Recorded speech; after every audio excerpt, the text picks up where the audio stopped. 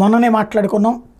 ఒక్కసారిగా ఉద్యమం చెలరేగింది నెల్లూరు జిల్లాలో. క్వాడ్జ్ గనులకు సంబంధించి తెలుగుదేశం పార్టీకి సంబంధించిన కాంట్రాక్టర్లే మేము ఎంతకాలం తెలుగుదేశంలో ఉన్నాం, మొత్తం వేమిరెడ్డికి ఎట్లా చెప్తారు అన్నటువంటి ఆందోళన చేసినటువంటి సందర్భం. అయితే ఇప్పుడు దీని మీద ఈనాడు జ్యోతి అయితే టచ్ చేయలేదు, కానీ ఎందుకంటే మరి వాళ్ళని కంట్రోల్ చేశారా ఏంటో తెలియదు.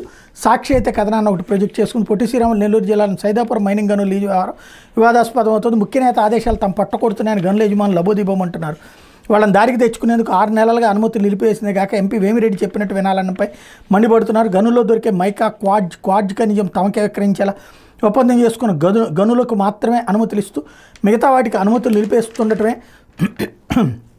ఈ పరిస్థితికి కారణం. పైగా వెంకటగిరి రాజా కుటుంబానికి చెందిన గనులకు సైతం అనుమతులు ఇవ్వకపోవడంతో ఎప్పుడూ గడప దాటని ఆ కుటుంబం సైతం మైనింగ్ కార్యాలయం వద్ద పడిగాపులు కాసేలా చేయడంతో పాటు సదరు అధికారి వద్ద ఘోర అవమానం పొందేలా ప్రభుత్వ పెద్దలు పరిస్థితి కల్పించారు. దీంతో ఆ కుటుంబంపై గౌరవం ఉన్న ప్రతి ఒక్కళ్ళు వాళ్ళకి జరిగిన అవమానంపై మండిపడుతున్నారు.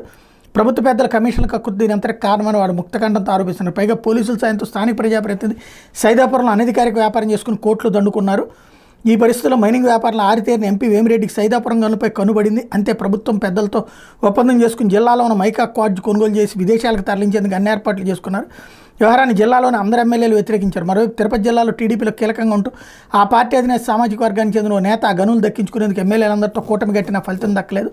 ప్రభుత్వ పెద్దలను ఒప్పించేందుకు చేయని ప్రయత్నం లేదు. కానీ వేమిరెడ్డి వైపు ప్రభుత్వ పెద్దలు మొగ్గు చూపడంతో ఎమ్మెల్యేలు వర్సెస్ ఎంపీగా సీన్ మారిపోయింది. ఉమ్మడి నెల్లూరు జిల్లాలో వెంకటగిరి, సర్వేపల్లి, గూడూరు నియోజకవర్గాల్లో 7 భూగర్భ గనులు, 140 ఓపెన్ క్వాడ్జ్ గనులు ఉన్నాయి. వీటికి విడతల వారీగా అనుమతులు ఇస్తున్నారు. ఇప్పటివరకు 24 గనులకు లైన్ క్లియర్ చేశారు.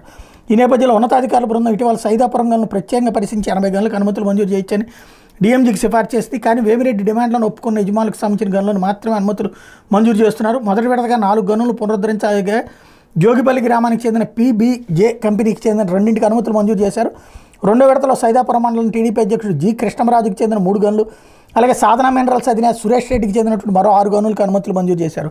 2 రోజుల క్రితమే కేపీఆర్ మినరల్స్ కంపెనీకి చెందిన 2 గనులు, మరోసారి పీబీజే కంపెనీకి చెందిన మరో 3 గనులు, అమృతేష్ మైనింగ్ కంపెనీ, పి సుశీలమ్మ, ఒగ్గు కృష్ణయ్య, రాహుల్ సేన్, జాన్వాయ్ ఇన్ఫ్రా, నాగేంద్ర మైన్స్కి చెందిన 11 గనులకు అనుమతులు ఇచ్చారు. కానీ కోట్లాది రూపాయలు డెడ్ రెంట్ చెల్లిస్తూ లీజులు పొందిన యజమానులకు మాత్రం అనుమతులు ఇవ్వడంలో జాప్యం చేస్తున్నారు.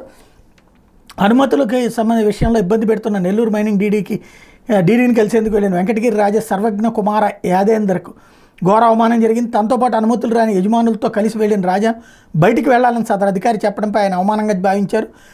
అన్నీ సక్రమంగా ఉన్న తమకెందుకు అనుమతులు ఇవ్వడం లేదని నిలదీశారు. 2 రోజులు అనుమతులు ఇవ్వకుండా ప్రభుత్వం వద్దే తేల్చుకుంటామని హెచ్చరించారు. దీని మీద ప్రభుత్వ పెద్దలు ఎలా స్పందిస్తారో చూడాలి అన్నటువంటి వార్తని హైలైట్ చేశారు.